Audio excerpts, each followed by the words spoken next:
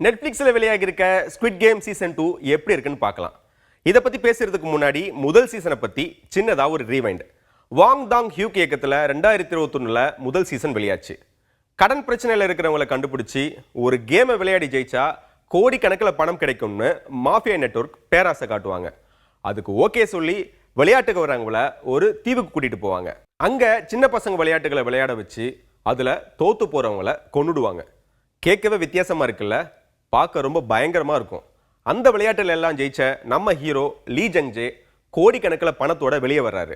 அந்த பணத்தை வச்சு சொகுசா வாழ்வாருன்னு பார்த்தா விளையாட்டை நடத்துறவங்களை அழிக்கணும்னு கிளம்பிடுவாரு. அதோட முதல் சீசன் முடியும். இப்போ 2வது சீசனுக்கு வரலாம். விளையாட்டு நடக்கிற தீவுக்குள்ள போன நம்ம ஹீரோ அங்க நடக்கிற எல்லாத்தையும் கண்காணிக்கிறாரு.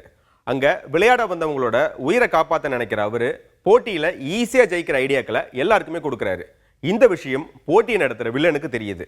அதை தடுக்க நினைக்கிற வில்லன் ஒரு போட்டியாளரா களத்துக்குள்ள இறங்குறாரு.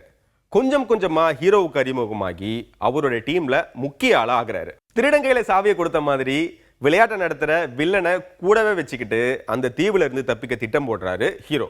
அவரும் அவருடைய டீமும் அங்கிருந்து தப்பிச்சாங்களா, அடுத்து என்ன ஆச்சு அப்படிங்கிறது தான் ஸ்குவிட் கேம் சீசன் 2 கதை.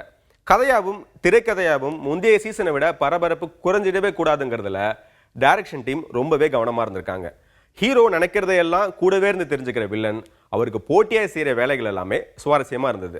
ஆனால் முதல் சீசனில் இருந்த ஒரு ஃபீல் இதில் கொஞ்சம் மிஸ் ஆன மாதிரி தோணுச்சு. முதல் சீசனை போலவே கதாபாத்திர தேர்வுகள் அருமையாக இருந்தது.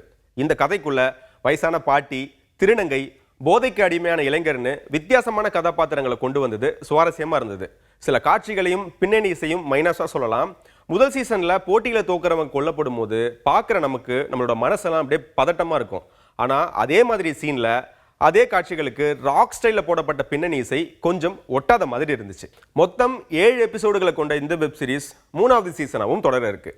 விளையாட்டு போட்டி நடக்கிற தீவுல இருந்து தப்பிக்க முயற்சி பண்ற ஹீரோ வில்லன் கிட்ட மாட்டிக்கிறாரு. அதுக்கப்புறம் நடக்கிற கதை தான் 3வது சீசனா இருக்கும். மொத்தத்தில் இந்த வெப் சீரிஸ் எப்படி இருக்குன்னா, சண்டே எங்கேயும் வெளியே போக மனசு இல்லாமல் வீட்லேயே இருக்க நினைக்கிறவங்களுக்கு வொர்த் வாட்ச் தான் இந்த வெப் சீரிஸ்னு சொல்லலாம்.